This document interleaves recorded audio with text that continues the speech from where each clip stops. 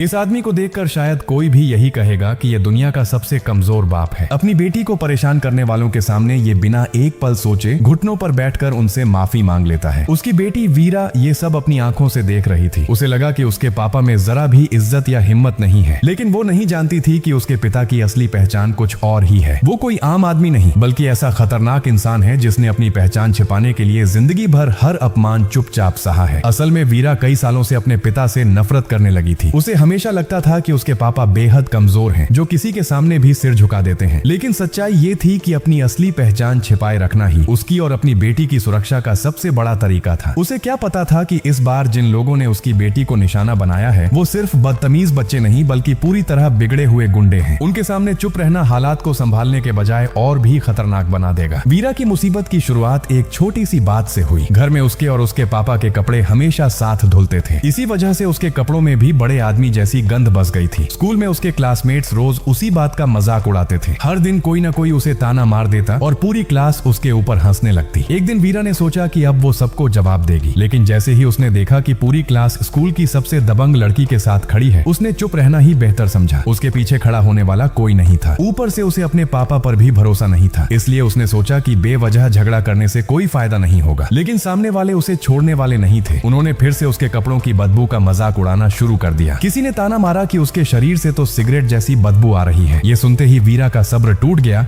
और उसने पलटकर जवाब दे दिया। बस फिर क्या था, सामने खड़ी लड़कियां भड़क गईं। उन्होंने रास्ता रोक लिया और बिना कुछ सोचे उसके गाल पर जोरदार थप्पड़ मार दिया। वीरा भी पलटकर हाथ उठाने ही वाली थी कि तभी स्कूल की सबसे दबंग लड़की वहां आ पहुंची। उसने ऊपर से दया दिखाने का नाटक किया, लेकिन अगले ही पल वीरा का मजाक उड़ाते हुए उसे नीचा दिखाने लगी। वो उसे ऐसे देख रही थी जैसे वो किसी इंसान से नहीं बल्कि गंदगी से बात कर रही हो। इतना कहकर उसने नाक पकड़ ली और घिन भरे चेहरे के साथ वहां से चली गई। जैसे वीरा के शरीर की बदबू वॉशरूम की बदबू से भी ज्यादा खराब हो। एक लड़की के लिए इससे बड़ी बेइज्जती शायद ही कोई हो सकती थी। उस दिन वीरा अंदर से पूरी तरह टूट गई। उसे अपने पापा से और भी ज्यादा नफरत होने लगी। घर पहुंचते ही उसने अपने सारे कपड़े अलग निकाल दिए और उन्हें दोबारा अकेले धोया। उसने साफ कह दिया कि आज के बाद उसके कपड़े कभी भी पापा के कपड़ों के साथ नहीं धुलेंगे, क्योंकि उससे उसके कपड़ों में भी बूढ़े आदमी जैसी बदबू आने लगती है। ये बात सुनकर उसके पिता के दिल पर क्या गुजरी, इसका अंदाजा कोई नहीं लगा सकता था। उन्होंने बस हल्की सी मुस्कान के साथ उसकी बात मान ली, लेकिन अंदर ही अंदर वो खुद को कोस रहे थे कि आखिर इतने सालों में वो अपनी बेटी को वो जिंदगी क्यों नहीं दे पाए जिसकी वो हकदार थी। देखने में ये सिर्फ कपड़े धोने की बात लग रही थी, लेकिन असल में ये बाप बेटी के बीच बढ़ चुकी उस दूरी की निशानी थी जिसे वीरा कभी समझ ही नहीं पाई। उसे ये भी नहीं पता था कि उसके पिता ने उसे सुरक्षित रखने के लिए अपनी पूरी जिंदगी में कितने अपमान चुपचाप निगल लिए थे। अगले दिन स्कूल में खेल की क्लास थी। वीरा ने अपना लॉकर खोला ताकि स्पोर्ट्स यूनिफॉर्म पहन सके, लेकिन उसकी यूनिफॉर्म वहाँ थी ही नहीं। उसने पूरा लॉकर कई बार टटोल लिया, फिर भी कुछ नहीं मिला। उधर स्कूल की वही दबंग लड़की अपनी सहेलियों के साथ खड़ी होकर उसका तमाशा देख रही थी। वीरा जितनी ज्यादा परेशान हो रही थी वो लोग उतना ही मजा ले रहे थे। उनके जाने के बाद क्लास का एक सीधा साधा लड़का चुपके से वीरा के पास आया। उसने इशारे में कूड़ेदान की तरफ देखने को कहा। वीरा ने जैसे ही अंदर देखा उसकी आंखें भर आईं। उसकी स्पोर्ट्स यूनिफॉर्म कूड़े में पड़ी हुई थी। पता चला कि कुछ देर पहले उसी दबंग लड़की और उसकी दो सहेलियों ने जानबूझकर उसकी यूनिफॉर्म कूड़ेदान में फेंक दी थी ताकि पूरे स्कूल के सामने उसकी बेइज्जती हो सके। वीरा के पास कोई दूसरा रास्ता नहीं था। उसने अपने साधारण कपड़े ही पहने और भारी कदमों से खेल के मैदान की तरफ चल पड़ी। तभी रास्ते में उसकी मुलाकात उस लड़के से हुई जिसे वो मन ही मन पसंद करती थी। अपनी हालत देखकर वीरा शर्म से एक तरफ हटने लगी, लेकिन लड़के ने उसकी परेशानी समझ ली। उसने बिना कुछ पूछे अपनी जैकेट उतारी और वीरा के कंधों पर रख दी। साथ ही मुस्कुराकर इशारे में बता गया कि अभी अभी वॉलीबॉल खेल कर आया है, इसलिए कपड़ों में पसीने की हल्की सी गंध हो सकती है। इतना कहकर वो बिना पीछे देखे वहाँ से चला गया। वीरा काफी देर तक वहीं खड़ी रह गई। उसके चेहरे पर पहली बार मुस्कान आई थी। उसे उस जैकेट से कोई परेशानी नहीं थी, बल्कि वो उसे संभाल कर पकड़े रही। लेकिन उसे बिल्कुल भी अंदाजा नहीं था कि लड़के की यही छोटी सी मदद उसकी जिंदगी को बर्बादी की तरफ धकेलने वाली है। स्पोर्ट्स यूनिफॉर्म पर हर छात्र का नाम लिखा होता था। जब स्कूल की दबंग लड़की ने देखा कि वीरा उसी लड़के की जैकेट पहने घूम रही है तो उसके अंदर जलन की आग भड़क उठी, क्योंकि वो खुद भी उसी लड़के को पसंद करती थी। खेल की क्लास खत्म होते ही वो वीरा को जबरदस्ती स्कूल के एक खाली कमरे में ले गई। अंदर पहुंचते ही उसने बिना कुछ सुने वीरा के गालों पर कई जोरदार थप्पड़ जड़ दिए। उसकी नजर में सबसे बड़ा गुनाह सिर्फ इतना था कि वीरा उसके पसंद के लड़के के करीब पहुंच गई थी। वीरा बार बार समझाने की कोशिश करती रही कि उसने लड़के को फंसाने की कोई कोशिश नहीं की, वो तो सिर्फ उसकी जैकेट वापस करने वाली थी। लेकिन दबंग लड़की सुनने को तैयार ही नहीं थी। उल्टा उसने ताना मारते हुए कहा कि अगर अपनी यूनिफॉर्म संभाल कर रखती तो किसी और के कपड़े पहनने की नौबत ही नहीं आती। ये सुनकर वीरा से रहा नहीं गया। उसने गुस्से में कह दिया कि उसकी यूनिफॉर्म तो उन्हीं लोगों ने कूड़ेदान में फेंक फेंकी थी, लेकिन ये सुनकर सामने वाली लड़की सिर्फ हंसने लगी। उसके बाद उसने वीरा को जोरदार लात मारकर जमीन पर गिरा दिया। उसने साफ कह दिया कि उसे इस बात से फर्क नहीं पड़ता कि वीरा ने लड़के की जैकेट क्यों पहनी थी। उसे गुस्सा इस बात का था कि इतनी बदबू वाली लड़की ने उस लड़के के कपड़े पहन लिए। इसके बाद उसने अपनी सहेलियों को वीरा को पकड़ने को कहा और उसके सामने उसकी मरी हुई माँ तक का मजाक उड़ाने लगी। बस यहीं वीरा का सब्र टूट गया। उसकी माँ उसके लिए दुनिया की सबसे अनमोल याद थी। कोई उसके बारे में एक शब्द भी बोल दे, ये वो कभी बर्दाश्त नहीं कर सकती थी। जैसे ही उसे एक और लात मारी गई, वीरा की आंखों का डर अचानक गायब हो गया। अगले ही पल वो पागलों की तरह उस दबंग लड़की के ऊपर टूट पड़ी। उसने उसे पकड़कर जमीन पर गिरा दिया और लगातार मुक्के बरसाने लगी। उसकी दोनों सहेलियां मिलकर भी वीरा को रोक नहीं पा रही थी। उस पल वीरा किसी डरी हुई लड़की की तरह नहीं, बल्कि अपने अंदर सालों से दबे गुस्से को बाहर निकाल रही थी। उधर स्कूल में हुई इस मारपीट की खबर सीधे प्रिंसिपल तक पहुंच गई। मामला इतना बढ़ चुका था कि उन्होंने तुरंत वीरा के पिता दाजंग को स्कूल बुला लिया। लेकिन प्रिंसिपल की आवाज से ही साफ समझ आ रहा था कि उन्हें वीरा की नहीं, बल्कि उस दबंग लड़की की ज्यादा चिंता थी। वजह भी साफ थी, वो लड़की किसी आम घर की नहीं, बल्कि एक बेहद ताकतवर कारोबारी परिवार की बेटी थी। उसके पिता चेयरमैन जू थे, जिनका नाम सुनते ही बड़े बड़े लोग भी संभल कर बात करते थे। चेयरमैन जू अपनी बेटी से बेहद प्यार करते थे। उसकी एक छोटी सी बात भी उनके लिए आदेश से कम नहीं होती थी। कहा जाता था कि एक बार उनकी बेटी ने उनके शरीर पर बने टैटू पसंद नहीं किए, तो उन्होंने बिना एक पल सोचे अपने सारे टैटू जलाकर मिटा दिए। शरीर पर गहरे निशान पड़ गए, लेकिन बेटी की बात टालना उन्हें मंजूर नहीं था। जैसे ही उन्हें पता चला कि स्कूल में उनकी बेटी के साथ हाथापाई हुई है, उन्होंने करोड़ों की बिजनेस मीटिंग बीच में ही छोड़ दी और सीधे स्कूल पहुंच गए। पूरे स्कूल में डर का माहौल था। प्रिंसिपल से लेकर टीचर तक सब सहमे हुए खड़े थे। कुछ देर बाद दाजंग भी स्कूल पहुंच गए। जैसे ही वो ऑफिस के अंदर आए, एक टीचर ने रौब झाड़ते हुए उन्हें ही डांटना शुरू कर दिया, ताकि चेयरमैन जू के सामने अपनी वफादारी दिखा सके। लेकिन दाजंग ने उसकी एक भी बात का जवाब नहीं दिया। उन्होंने कमरे में मौजूद सभी लोगों पर एक नजर डाली, फिर अपनी बेटी वीरा की तरफ देखा, जिसके चेहरे पर थप्पड़ों के निशान साफ दिखाई दे रहे थे। दूसरी तरफ खड़ी दबंग लड़की के चेहरे पर घमंड साफ झलक रहा था। बस इतना देखकर ही दाजंग सब कुछ समझ गए। उन्हें यकीन हो गया कि गलती उनकी बेटी की नहीं है। वीरा रोते हुए पूरी बात बताने लगी। वो चाहती थी कि इस बार उसके पापा कम से कम उस पर भरोसा करें, लेकिन दाजंग ने उसे बीच में ही चुप रहने का इशारा कर दिया। उन्होंने एक शब्द भी नहीं पूछा कि आखिर हुआ क्या था। तभी सामने वालों ने स्कूल हिंसा कमेटी बुलाने की बात कही। ये सुनते ही दाजंग ने ऐसा कदम उठाया जिसकी किसी ने कल्पना भी नहीं की थी। वो धीरे धीरे आगे बढ़े और सबके सामने घुटनों के बल बैठ गए। उन्होंने सिर झुकाकर हाथ जोड़ लिए और अपनी बेटी की तरफ से माफी मांगने लगे। उन्होंने कहा कि वो अकेले अपनी बेटी की परवरिश कर रहे हैं, इसलिए शायद कहीं न कहीं उनसे कमी रह गई। अगर उनकी बेटी से कोई गलती हुई है तो उसकी पूरी जिम्मेदारी वो लेते हैं। जरूरत पड़ी तो वो खुद अपनी बेटी का स्कूल भी बदल देंगे। बस इस मामले को यहीं खत्म कर दिया जाए। ये सब देखकर वीरा का दिल पूरी तरह टूट गया। उसे यकीन ही नहीं हो रहा था कि उसके अपने पिता बिना उसकी बात सुने सबके सामने झुक गए। उसकी आंखों से लगातार आंसू बह रहे थे। उसे लग रहा था कि उसके पापा में जरा भी आत्मसम्मान नहीं बचा। लेकिन सच कुछ और था। दाजंग डरकर नहीं झुके थे। वो अच्छी तरह जानते थे कि अगर उन्होंने उस समय अपना असली रूप दिखा दिया तो मामला सिर्फ स्कूल की लड़ाई तक सीमित नहीं रहेगा। उनकी छिपी हुई पहचान सामने आ सकती थी और सबसे बड़ा खतरा उनकी बेटी की जान पर आ जाता। इसलिए उन्होंने अपने सम्मान से ज्यादा अपनी बेटी की सुरक्षा को चुना। चेयरमैन जू ने जब देखा कि सामने वाला आदमी बिना बहस किए इतनी विनम्रता से माफी मांग रहा है, तो उन्होंने भी बात को वहीं खत्म करने का फैसला कर लिया। उन्होंने कोई और कार्रवाई नहीं की और मामला फिलहाल शांत हो गया। लेकिन वीरा के लिए ये सबसे बड़ी बेइज्जती थी। ऑफिस के बाहर खड़े सैकड़ों छात्र ये पूरा तमाशा देख रहे थे। शर्म से उसका सिर झुक गया। वो बिना पीछे देखे स्कूल से बाहर निकल गई। दाजंग भी चुपचाप उसके पीछे पीछे चलते रहे। रास्ते भर वीरा रोते हुए अपने पिता पर बरसती रही। उसने कहा कि दुनिया में अब उसके पास माँ भी नहीं है, सिर्फ एक पिता ही बचे हैं। अगर वही उस पर भरोसा नहीं करेंगे तो फिर उसका साथ कौन देगा। गलती उन लोगों की थी, लेकिन सजा उसे मिल रही थी। कम से कम उसके अपने पिता को तो उस पर यकीन करना चाहिए था। वीरा की बात सुनकर भी दाजंग ने कोई जवाब नहीं दिया। वो बस चुपचाप चलते रहे। लेकिन उनके दिल के अंदर ऐसा तूफान चल रहा था जिसका अंदाजा उनकी बेटी भी नहीं लगा सकती थी। यहीं से कहानी कई साल पीछे चली जाती है। आज जो इंसान सबके सामने सिर झुकाकर माफी मांग रहा था, वो कभी दुनिया के सबसे खतरनाक जासूसों में गिना जाता था। दाजंग पहले उत्तर कोरिया का एक बेहद काबिल सीक्रेट एजेंट था। उसकी काबिलियत इतनी जबरदस्त थी कि बाद में दक्षिण कोरिया की खुफिया एजेंसी ने भी उसे गुप्त मिशनों के लिए अपने साथ मिला लिया। उसने अपनी जिंदगी में ऐसे ऐसे मिशन पूरे किए थे जहां से जिंदा लौटना लगभग नामुमकिन माना जाता था। कई बार उसने दोहरी पहचान के साथ दुश्मनों के बीच रहकर काम किया और बड़े बड़े ऑपरेशन को अंजाम दिया। उसकी वजह से कई देशों की खुफिया एजेंसियां आज भी उसका नाम सुनते ही सतर्क हो जाती थी। इतने साल बीत जाने के बाद भी कई देश उसकी तलाश में लगे हुए थे। लेकिन इतना खतरनाक इंसान आखिर एक साधारण बैंक कर्मचारी कैसे बन गया? इसकी वजह उसकी पत्नी और उसकी बेटी थी। जब वीरा का जन्म हुआ उसी समय उसकी माँ की तबीयत अचानक बहुत बिगड़ गई। ज्यादा खून बहने की वजह से डॉक्टर भी उसे नहीं बचा सके। मरने से पहले उसने दाजंग का हाथ पकड़कर सिर्फ एक आखिरी इच्छा जताई उसने कहा कि अब वीरा के पास माँ नहीं रहेगी, इसलिए उसे कभी अकेला मत छोड़ना। अब तक तुमने अपनी जिंदगी देश के लिए जी है, लेकिन अब अपनी बेटी के लिए जीना। उसे इतना प्यार देना कि उसे कभी माँ की कमी महसूस न हो। पत्नी की आखिरी बात दाजंग के दिल में हमेशा के लिए बस गई। उसने उसी वक्त फैसला कर लिया कि अब वो जासूसी की दुनिया छोड़ देगा। अगले ही दिन उसने अपने अफसरों के सामने नौकरी छोड़ने की मांग रख दी, लेकिन उसकी काबिलियत इतनी अनमोल थी कि किसी ने उसे जाने नहीं दिया। उसके अफसर बार बार नए मिशन का बहाना बनाकर उसे रोकते रहे। हर बार यही कहा जाता कि बस ये आखिरी मिशन पूरा कर लो, उसके बाद तुम्हें हमेशा के लिए आजाद कर दिया जाएगा। दाजंग हर बार उनकी बात मानता रहा, लेकिन वादा कभी पूरा नहीं हुआ। जब उसे समझ आ गया कि अब उसे कभी आजादी नहीं मिलेगी, तब उसने ऐसा कदम उठाया जिसकी किसी ने कल्पना भी नहीं की थी। उसने अपने ही बड़े अफसर की जान की परवाह किए बिना उसे धमकी दे डाली और हर रिश्ता तोड़कर हमेशा के लिए उस दुनिया से गायब हो गया। उसी दिन एक खूंखार जासूस की मौत हो गई और एक पिता का जन्म हुआ। उसके बाद दाजंग ने अपनी पूरी जिंदगी सिर्फ वीरा के नाम कर दी। उसने बैंक में एक साधारण नौकरी कर ली और बिल्कुल आम इंसान की तरह रहने लगा। वो हमेशा झुककर बात करता, किसी से लड़ाई नहीं करता और अगर कोई उसका अपमान भी कर देता तो बिना जवाब दिए चुपचाप सह लेता। कई बार लोग उसे धक्का देते, कोई बेइज्जत करता, यहाँ तक कि कुछ लोग उसके साथ हाथापाई भी कर लेते, लेकिन उसने कभी पलटकर जवाब नहीं दिया, क्योंकि वो जानता था जिस दिन उसने अपना असली रूप दुनिया को दिखा दिया, उसी दिन उसकी बेटी की शांत जिंदगी हमेशा के लिए खत्म हो जाएगी। लेकिन उसे बिल्कुल अंदाजा नहीं था कि जिस खतरे से वो सालों तक वीरा को बचाता रहा, अब वही खतरा खुद उसकी बेटी के दरवाजे तक पहुंच चुका था। स्कूल से लौटने के बाद वीरा पूरी रात घर नहीं आई। वो अपने पिता से इतनी नाराज थी कि गुस्से में अपनी सहेली के घर रुकने का फैसला कर चुकी थी। घर से निकलते वक्त उसने साफ कह दिया था कि आज रात वो अपनी दोस्त के घर रहेगी और उसके पापा उसे बिल्कुल फोन न करें। अगर उन्होंने बार बार संपर्क करने की कोशिश की तो वो सच में घर छोड़कर चली जाएगी। उधर दाजंग घर में अकेले बैठे बेटी का इंतजार करते रहे। रात धीरे धीरे बीतती गई और घड़ी में 12 बज गए। बेचैनी बढ़ने लगी तो उन्होंने आखिरकार वीरा को फोन मिलाया, लेकिन फोन लगातार बजता रहा, किसी ने उठाया ही नहीं। उन्हें बेटी की कही हुई बात याद आ गई। उन्हें लगा कि शायद वीरा अभी भी गुस्से में है और जानबूझकर फोन नहीं उठा रही। यही सोचकर उन्होंने उसे दोबारा परेशान नहीं किया। देखते ही देखते सुबह हो गई। आज का दिन खास था क्योंकि आज वीरा का जन्मदिन था। दाजंग सुबह से ही उसकी पसंद का खाना बनाने में लग गए। उन्होंने अपने हाथों से पूरा खाना तैयार किया और साथ में एक जन्मदिन का केक भी लाकर रखा। वो सोच रहे थे कि जैसे ही बेटी घर आएगी सारी नाराजगी दूर हो जाएगी, लेकिन समय बीतता गया और वीरा का कोई पता नहीं चला। अब दाजंग की बेचैनी डर में बदलने लगी। उन्होंने एक बार फिर बेटी का नंबर मिलाया, लेकिन इस बार फोन सीधे बंद बता रहा था। अब उन्हें कुछ गड़बड़ होने का एहसास हुआ। रात तक फोन सिर्फ नहीं उठ रहा था, लेकिन अब पूरी तरह बंद हो चुका था। उन्होंने बिना देर किए वीरा की सहेली को फोन लगाया, लेकिन जो जवाब मिला उसे सुनकर उनके पैरों तले जमीन खिसक गई। सहेली ने बताया कि वीरा तो कल रात उसके घर आई ही नहीं थी, न उसने कोई फोन किया और न ही उससे किसी तरह का संपर्क हुआ। इतना सुनते ही दाजंग समझ गए कि उनकी बेटी मुसीबत में है। वो बचपन से ही वीरा को एक बात सिखाते आए थे कि चाहे कुछ भी हो जाए कभी झूठ मत बोलना। इसलिए उन्हें पूरा यकीन था कि अगर वीरा ने कहा था कि वो अपनी दोस्त के घर जा रही है तो रास्ते में ही उसके साथ कुछ हुआ है। एक पल भी गंवाए बिना दाजंग सीधे स्कूल पहुंच गए, लेकिन वहां जाकर पता चला कि वीरा आज स्कूल आई ही नहीं। इसी दौरान स्कूल के गेट के पास उनकी नजर उसी लड़के पर पड़ी जिसे वीरा पसंद करती थी। उसके चेहरे पर चोट के कई निशान थे। वो बुरी तरह डरा हुआ था और दाजंग की आंखों में देखने की भी हिम्मत नहीं जुटा पा रहा था। जैसे ही दाजंग ने उससे वीरा के बारे में पूछा, लड़के का सब्र टूट गया। उसने कांपती आवाज में सारी सच्चाई बता दी। उसने कहा कि वीरा को बुलाने वाला मैसेज उसने नहीं भेजा था। कुछ गुंडों ने उसे रास्ते में पकड़कर बुरी तरह पीटा, उसका फोन छीन लिया और उसी फोन से वीरा को स्कूल के पिछले गेट पर बुलाने का मैसेज भेज दिया। उसके बाद उसका फोन भी छीन लिया गया, इसलिए वो किसी को खबर तक नहीं कर सका। ये सुनते ही दाजंग का चेहरा पत्थर की तरह सख्त हो गया। अब उन्हें समझ आ चुका था कि ये सब कोई हादसा नहीं बल्कि पहले से रची गई साजिश थी। लड़के से पूरी बात पता चलते ही दाजंग बिना एक सेकंड गंवाए उस जगह की तरफ दौड़ पड़े जहां वीरा को बुलाया गया था। वहां पहुंचते ही उनकी नजर जमीन पर पड़े घसीटने के निशानों पर गई। मिट्टी पर लंबी लकीरें बनी हुई थीं और बीच बीच में खून के धब्बे भी साफ दिखाई दे रहे थे। एक पल के लिए उनका दिल बैठ गया, लेकिन उन्होंने खुद को संभाला और उन्हीं निशानों का पीछा करते हुए आगे बढ़ने लगे। थोड़ी दूर जाकर एक अधूरी और वीरान इमारत के पास खून का बड़ा सा धब्बा दिखाई दिया। चारों तरफ सन्नाटा पसरा था। टूटती हुई दीवारें, बिखरे पत्थर और वीरान माहौल देखकर साफ लग रहा था कि यहाँ कोई बड़ी वारदात हुई है। तभी उनकी नजर जमीन पर पड़ी एक बालों की रबर पर गई। दाजंग की याददाश्त किसी कैमरे से कम नहीं थी। उन्होंने उसे देखते ही पहचान लिया कि ये वही रबर है जो हमेशा स्कूल की दबंग लड़की अपने बालों में बांध कर रखती थी। अब उनके दिमाग में सारी कड़ियां एक दूसरे से जुड़ने लगी। लेकिन तभी पीछे से कुछ लोगों के कदमों की आवाज आई। मुड़कर देखा तो वही दबंग लड़की अपने साथ एक स्थानीय गुंडे को लेकर वहां पहुंची थी। दोनों बारिश से धुले खून के निशानों को देखकर राहत की सांस ले रहे थे। उन्हें लग रहा था कि बारिश ने सारे सबूत मिटा दिए हैं। उन्हें बिल्कुल अंदाजा नहीं था कि दाजंग पहले से ही उनके पीछे खड़े सब कुछ देख रहे हैं। दाजंग ने शांत आवाज में उस लड़की से पूछा कि वीरा कहाँ है, लेकिन लड़की ने अनजान बनने का नाटक किया और कहा कि उसे कुछ नहीं पता। फिर उसने दाजंग को वहां से चले जाने की सलाह दी। इस पर दाजंग ने चुपचाप अपने हाथ में पकड़ी हुई वही बालों की रबर उसकी तरफ बढ़ा दी और पूछा कि क्या ये उसी की है। लड़की का चेहरा एक पल के लिए उतर गया, लेकिन उसने फिर भी कुछ नहीं कहा। इतने में साथ खड़ा गुंडा गुस्से में आगे बढ़ा। उसने दाजंग को धमकाते हुए कहा कि अगर अपनी भलाई चाहते हो तो अभी यहाँ से निकल जाओ, लेकिन दाजंग अपनी जगह से जरा भी नहीं हिले। गुंडे का गुस्सा और बढ़ गया। उसने दाजंग की शर्ट पकड़ ली और जोर से खींचते हुए कहा कि अगर खुद को मर्द समझते हो तो सामने आकर लड़ो। अगले ही पल उनकी शर्ट फट गई और जैसे ही शर्ट खुली गुंडे के चेहरे का रंग उड़ गया। दाजंग के पूरे शरीर पर पुराने गहरे जख्मों के निशान थे। उनकी मजबूत मांसपेशियां और शरीर पर बने अनगिनत कट साफ बता रहे थे कि ये कोई साधारण आदमी नहीं है। एक पल पहले जो गुंडा उन्हें डरा रहा था अब वहीं 2 कदम पीछे हट गया, लेकिन अब बहुत देर हो चुकी थी। दाजंग ने बिना कोई चेतावनी दिए एक ही मुक्का उसके चेहरे पर दे मारा। वार इतना जबरदस्त था कि गुंडा कई फीट दूर जाकर गिरा। वो उठने की कोशिश ही कर रहा था कि दाजंग बिजली की रफ्तार से उसके सामने पहुंच गए। उन्होंने उसी बालों की रबर को उसके गले में कसकर लपेट दिया और पूरी ताकत से खींचने लगे। गुंडे की सांस रुकने लगी। उसका चेहरा नीला पड़ गया। दाजंग की आंखों में अब सिर्फ एक सवाल था, मेरी बेटी कहाँ है? उसे समझ आ गया कि अगर अब भी सच नहीं बताया तो अगला पल उसकी आखिरी सांस होगी। गले पर कसता हुआ दबाव बढ़ता गया। गुंडे की आंखें बाहर निकलने लगी। उसे समझ आ गया था कि सामने खड़ा आदमी कोई आम बैंक कर्मचारी नहीं है। अगर उसने अब भी सच छिपाया तो वो जिंदा नहीं बचेगा। आखिरकार उसने डर के मारे सब कुछ उगल दिया। उसने बताया कि पिछली रात उन्होंने सबसे पहले उस लड़के को रास्ते में रोक लिया था जिसे वीरा पसंद करती थी। उसे एक सुनसान गली में ले जाकर बेरहमी से पीटा गया और उसका मोबाइल छीन लिया गया। फिर उसी मोबाइल से वीरा को मैसेज भेजा गया कि वो स्कूल के पिछले गेट पर तुरंत पहुंचे। वीरा को जरा भी शक नहीं हुआ। उसे लगा कि लड़के ने सच में उसे बुलाया है, इसलिए वो बिना कुछ सोचे वहां पहुंच गई। लेकिन जैसे ही वो पीछे वाले गेट पर पहुंची वहां पहले से ही स्कूल की दबंग लड़की अपने पूरे गैंग के साथ उसका इंतजार कर रही थी। चारों तरफ 10-12 लड़के लड़कियों ने उसे घेर लिया। वीरा ने भागने की कोशिश की लेकिन निकलने का कोई रास्ता नहीं था। दबंग लड़की ने बिना कुछ कहे उसके गाल पर एक के बाद एक कई थप्पड़ मारने शुरू कर दिए। वो दिन में हुई बेइज्जती का बदला लेना चाहती थी। इतना ही नहीं, उसने अपने साथ खड़े बाकी लोगों से भी कहा कि वो भी वीरा को मारे। एक एक करके कई लोग उसके पास आए और उसे थप्पड़ मारने लगे। सबको ये सिर्फ एक खेल लग रहा था, लेकिन वीरा चुप रहने वालों में से नहीं थी। उसने मौका मिलते ही पलट कर जवाब दिया। अगले ही पल दोनों के बीच जबरदस्त मारपीट शुरू हो गई। आसपास खड़े लोग उन्हें छुड़ाने की बजाय शोर मचाकर तमाशा देखते रहे। कुछ ही देर में बाजी पलट गई। दबंग लड़की को पूरा भरोसा था कि वो आसानी से वीरा को हरा देगी, लेकिन हुआ बिल्कुल उल्टा। वीरा ने उसे बुरी तरह पीटना शुरू कर दिया। उसने उसे धक्का देकर कूड़े के ढेर में गिरा दिया और लगातार मुक्के बरसाती रही। ये देखकर साथ खड़ा एक गुंडा बीच में कूद पड़ा। उसने पीछे से आकर वीरा के चेहरे पर जोरदार मुक्का मारा। वीरा जमीन पर गिर गई, लेकिन फिर भी उसने हार नहीं मानी। जमीन पर पड़े पड़े भी वो उन सबको कायर और घटिया लोग कहकर ललकारती रही। बस यही बात उन लोगों को और भड़का गई। गुंडे ने उसके बाल पकड़कर उसे घसीटना शुरू कर दिया और उसके चेहरे पर लगातार थप्पड़ मारने लगा। इसी बीच स्कूल की दबंग लड़की पीछे गई और वहां पड़ी एक ईंट उठा लाई। गुस्से में उसने पूरी ताकत से वो ईंट वीरा के सिर के पीछे दे मारी। वार इतना जोरदार था कि वीरा की आंखों के सामने अंधेरा छा गया। उसका शरीर लड़खड़ाया और अगले ही पल उसका सिर पास पड़े पत्थर से टकरा गया। वो वहीं बेहोश होकर गिर पड़ी। कुछ सेकंड तक वहां बिल्कुल सन्नाटा छाया रहा। फिर धीरे धीरे उसके सिर से खून बहना शुरू हो गया। अब तक जो लोग तमाशा देख रहे थे उनके चेहरों का रंग उड़ गया। कुछ छात्रों ने घबराकर अपने मोबाइल निकाल लिए, लेकिन अब किसी को समझ नहीं आ रहा था कि क्या करें। उसी वक्त रात के ठीक 12 बजे वीरा के मोबाइल पर कॉल आई। ये कॉल दाजंग की थी, लेकिन वहां मौजूद किसी ने भी बजती हुई घंटी पर ध्यान नहीं दिया। सबके सिर पर सिर्फ एक ही डर सवार था, कहीं उनसे सच में किसी की जान तो नहीं चली गई। वीरा को बेहोश देखकर वहां मौजूद सभी लड़के लड़कियों के हाथ पांव फूल गए। कुछ बच्चे घबराकर एम्बुलेंस बुलाना चाहते थे, लेकिन तभी उस गुंडे ने सबके मोबाइल छीन लिए। उसने सबको डराते हुए कहा कि अब इस मामले में सिर्फ वही लोग नहीं, बल्कि वहां मौजूद हर इंसान बराबर का दोषी है। अगर किसी ने पुलिस को खबर दी तो कोई भी बच नहीं पाएगा, जेल सबको होगी। ये सुनते ही वहां मौजूद सभी बच्चे खामोश हो गए। उधर स्कूल की दबंग लड़की की हालत भी खराब हो चुकी थी। कुछ मिनट पहले तक जो खुद को सबसे ताकतवर समझ रही थी, अब डर के मारे कांप रही थी। उसे समझ ही नहीं आ रहा था कि अब क्या किया जाए। घबराहट में उस गुंडे ने एक ऐसे आदमी को फोन लगाया जो इलाके की अंधेरी दुनिया का जाना पहचाना नाम था। लोग उसे किम गूंगा कहते थे। उसका काम ऐसे ही गंदे मामलों को पैसे लेकर हमेशा के लिए दबा देना था। गुंडे ने कांपती आवाज में कहा कि उनसे गलती से एक लड़की मर गई है और उसे गायब करना होगा, लेकिन दूसरी तरफ से तुरंत मना कर दिया गया। तभी दबंग लड़की ने झट से फोन अपने हाथ में ले लिया। उसने अपनी पहचान बताते हुए कहा कि वो चेयरमैन जू की बेटी है। पैसे की कोई कमी नहीं है। अगर लाश को हमेशा के लिए गायब कर दिया जाए तो जितना पैसा चाहिए वो दे देगी। जैसे ही किम गूंगा ने सुना कि फोन पर चेयरमैन जू की बेटी है, उसकी सोच तुरंत बदल गई। 10 मिनट के अंदर ही वो अपने 2 आदमियों के साथ वहां पहुंच गया। उन्होंने बिना वक्त गंवाए बेहोश पड़ी वीरा को उठाया और कार की डिक्की में डाल दिया। साथ ही दबंग लड़की को भी अपने अपने साथ ले गए, लेकिन किम गुंगा सिर्फ काम करने नहीं आया था। उसने चुपके से अपनी जेब में रखा रिकॉर्डर चालू कर दिया। पूरी बातचीत रिकॉर्ड होने लगी, जिसमें दबंग लड़की खुद अपनी जुबान से लाश गायब करने का आदेश दे रही थी। उसे शायद अंदाजा भी नहीं था कि वही रिकॉर्डिंग आगे चलकर उसके लिए सबसे बड़ा सबूत बनने वाली है। रास्ते में बैठी दबंग लड़की डर के मारे बार बार एक ही सवाल पूछ रही थी कि आखिर वो लोग वीरा के साथ क्या करने वाले हैं। इस पर किम गुंगा ने बिल्कुल ठंडी आवाज में जवाब दिया कि सबसे पहले उसके पेट को चीरकर सारे अंदरूनी अंग निकाल दिए जाएंगे, फिर लाश को अच्छी तरह पैक करके गहरे समुद्र में फेंक दिया जाएगा, जहां से उसे कभी कोई ढूंढ नहीं पाएगा। ये सुनते ही दबंग लड़की का चेहरा सफेद पड़ गया। स्कूल में दूसरों को डराने वाली लड़की ने पहली बार असली अंडरवर्ल्ड का खौफ देखा था। उसे एहसास हो गया कि जिन लोगों की उसने मदद ली है वो उससे कहीं ज्यादा खतरनाक हैं। घर छोड़ते समय किम गुंगा ने उसे आखिरी चेतावनी भी दी। उसने कहा कि इस पूरी घटना के बारे में चेयरमैन जू को एक शब्द भी पता नहीं चलना चाहिए। अगर उन्हें सच मालूम हो गया तो सबसे पहले उनकी मौत तय होगी और उसके बाद उसकी भी। उधर दाजंग को जैसे ही पूरी सच्चाई पता चली, उनके अंदर सालों से दबा हुआ गुस्सा ज्वालामुखी की तरह फट पड़ा। उन्होंने एक पल की भी देरी नहीं की। जिस गुंडे ने सारी सच्चाई कबूल की थी, दाजंग ने उसी बालों की रबर से उसका गला इतनी जोर से कस दिया कि कुछ ही सेकंड में उसकी सांस हमेशा के लिए रुक गई। इसके बाद वो अकेले ही किम गुंगा के गुप्त ठिकाने की तरफ निकल पड़े। उधर उस ठिकाने पर एक और घिनौना काम चल रहा था। एक मासूम लड़की को जबरदस्ती ऑपरेशन वाली मेज पर लिटाकर उसके अंग निकालने की तैयारी की जा रही थी। वो डरी हुई रो रही थी, लेकिन वहाँ मौजूद किसी इंसान के चेहरे पर जरा भी रहम नहीं था। तभी बाहर का दरवाजा जोर से खुला और एक गुंडा हवा में उड़ता हुआ अंदर आकर गिरा। सभी लोग घबराकर दरवाजे की तरफ देखने लगे। दरवाजे पर दाजंग खड़े थे। उनकी आंखों में ऐसा गुस्सा था कि सामने खड़ा कोई भी इंसान उन्हें देखकर कांप जाए। अंदर कदम रखते ही उनकी नजर उस मासूम लड़की पर पड़ी जो डर के मारे बिस्तर पर रो रही थी। उसकी उम्र भी लगभग वीरा जितनी ही थी। उसे देखकर दाजंग को अपनी बेटी याद आ गई। बस फिर क्या था, जो भी उनके सामने आया वो पलक झपकते ही जमीन पर पड़ा दिखाई दिया। किसी का हाथ टूटा, किसी का जबड़ा, तो कोई एक ही वार में बेहोश हो गया। दाजंग के सामने वो सब चींटियों से भी ज्यादा कमजोर साबित हो रहे थे। बाहर खड़े सारे गुंडों को खत्म करने के बाद अंदर मौजूद एक आदमी जान बचाकर भाग निकला। उसने दूसरी मंजिल से छलांग लगा दी और अपने बॉस को खबर देने के लिए पूरी ताकत से दौड़ने लगा। लेकिन उसे क्या पता था कि दाजंग पहले ही उसके भागने का रास्ता सोच चुके थे। भागते भागते अचानक उसके पैरों में तेज स्टील की तार उलझ गई। अगले ही पल उसके दोनों पैर गहरे कट गए और वो दर्द से चीखते हुए जमीन पर गिर पड़ा। ये कोई किस्मत नहीं थी, ये दाजंग की सालों की ट्रेनिंग थी। एक असली जासूस हमेशा दुश्मन के भागने का रास्ता पहले ही बंद कर देता है। दाजंग आराम से उसके पास पहुंचे और एक ही मुक्के में उसे बेहोश कर दिया। लेकिन इस बार उन्होंने उसे मारा नहीं, क्योंकि उन्हें अभी अपनी बेटी का पता लगाना था। होश में आने के बाद दाजंग ने उससे पूछताछ शुरू की। डर के मारे उस आदमी ने बताया कि उनका पूरा गिरोह बेहद सावधानी से काम करता है। जब भी कोई नया काम मिलता है, ऊपर वाले लोग एक नया ग्रुप बनाकर सिर्फ उसी में आदेश भेजते हैं। काम खत्म होते ही वो ग्रुप तुरंत मिटा दिया जाता है। इसलिए नीचे काम करने वाले लोग भी कभी अपने असली मालिक तक नहीं पहुंच पाते। दाजंग को उसकी बात पर बिल्कुल भरोसा नहीं हुआ। उन्होंने अपना बैग खोला, उसमें से साइलेंसर लगी पिस्तौल निकाली और बिना एक पल गंवाए उसकी टांग में गोली मार दी। गोली लगते ही वो दर्द से तड़पने लगा। दाजंग ने ठंडी लेकिन खौफनाक आवाज में कहा कि अगर उनकी बेटी जिंदा मिली तो शायद उसकी जान बच जाए, लेकिन अगर वीरा को कुछ भी हुआ तो सिर्फ वो ही नहीं, उसके सारे साथी और उसका पूरा परिवार भी जिंदा नहीं बचेगा। इतने में अचानक उस गुंडे के मोबाइल पर एक नया मैसेज आया। दाजंग ने फौरन उसका फोन उठा लिया। स्क्रीन देखते ही उनकी आंखों में उम्मीद की एक हल्की सी किरण जगी। फोन में उसी गैंग का ग्रुप खुला हुआ था जिसके बारे में गुंडा अब भी बता रहा था। ग्रुप में ऊपर से नया आदेश आया था। लिखा था कि जिस लड़की को पकड़कर लाया गया है उसके अंग निकालने का काम तुरंत पूरा किया जाए। ये पढ़ते ही दाजंग का दिल जोर जोर से धड़कने लगा। उन्हें लगा कि शायद इसी ग्रुप के जरिए वो वीरा तक पहुंच सकते हैं। उन्होंने बिना एक पल गंवाए उसी नंबर पर कॉल मिला दी। उधर फोन बजने लगा, लेकिन दूसरी तरफ बैठे लोग अचानक चौंक गए। उन्होंने हैरानी से कहा कि आज तक नीचे काम करने वालों ने कभी उन्हें फोन नहीं किया। उन्हें सिर्फ मैसेज भेजने की इजाजत होती है। ऐसे में अचानक कॉल आना साफ इशारा था कि कुछ गड़बड़ हो चुकी है। उनका लीडर तुरंत समझ गया कि मामला बिगड़ चुका है। उसने अपने आदमी को साफ आदेश दिया कि किसी भी हालत में फोन मत उठाना। सबसे पहले अपना ठिकाना खाली करो, वहाँ मौजूद हर सबूत मिटा दो और कुछ दिनों तक उन स्कूल के लड़के लड़कियों से भी कोई संपर्क मत रखना। जाते जाते उस मोबाइल को भी हमेशा के लिए फेंक देने का आदेश दे दिया। उधर दाजंग लगातार फोन लगाए जा रहे थे। हर बीतते सेकंड के साथ उनकी बेचैनी बढ़ती जा रही थी, लेकिन दूसरी तरफ से कोई जवाब नहीं आया। इसी बीच उन्होंने जल्दी जल्दी ग्रुप के पुराने मैसेज देखने शुरू किए, इस उम्मीद में कि शायद कहीं वीरा के बारे में कोई सुराग मिल जाए। लेकिन इससे पहले कि वो कुछ समझ पाते, अचानक पूरा ग्रुप गायब हो गया। एक ही पल में सारी चैट, सारे मैसेज और हर सबूत उनकी आंखों के सामने हमेशा के लिए मिट चुका था। उस पल दाजंग पूरी तरह टूट गए। जिस इंसान ने अपनी जिंदगी में अनगिनत खतरनाक मिशन पूरे किए थे, जिसने कभी किसी मुश्किल के सामने हार नहीं मानी थी, आज वही अपनी बेटी को बचाने के सामने बिल्कुल बेबस खड़ा था। उन्हें ऐसा लग रहा था जैसे हर गुजरता सेकंड वीरा को मौत के और करीब ले जा रहा हो। उनके कानों में बार बार वही भयानक बातें गूंज रही थीं कि लड़की के अंग निकालकर उसकी लाश समुद्र में फेंक दी जाएगी। ये सोचते ही उनकी आंखों से आंसू निकल पड़े। लोहे जैसा मजबूत इंसान पहली बार खुद को इतना लाचार महसूस कर रहा था, लेकिन बेटी की चिंता में उन्होंने एक ऐसी गलती कर दी जो उनके जैसे अनुभवी जासूस से कभी नहीं होनी चाहिए थी। उन्होंने अपने दुश्मनों तक पहुंचने का इकलौता मौका अपनी आंखों के सामने खो दिया। अब वो घायल गुंडा भी उनके किसी काम का नहीं बचा था। दाजंग ने धीरे धीरे अपनी पिस्तौल उठाई। उनकी उंगली ट्रिगर पर पहुंच ही रही थी कि तभी बाहर से पुलिस के सायरन की आवाज सुनाई दी। कुछ ही सेकंड में कई पुलिस वाले अंदर घुस आए और उन्होंने दाजंग को चारों तरफ से घेर लिया। बेटी की तलाश अभी अधूरी थी, लेकिन अब दाजंग खुद पुलिस की गिरफ्त में आ चुके थे। उन्हें जरा भी अंदाजा नहीं था कि उनकी असली मुसीबत तो अब शुरू होने वाली है।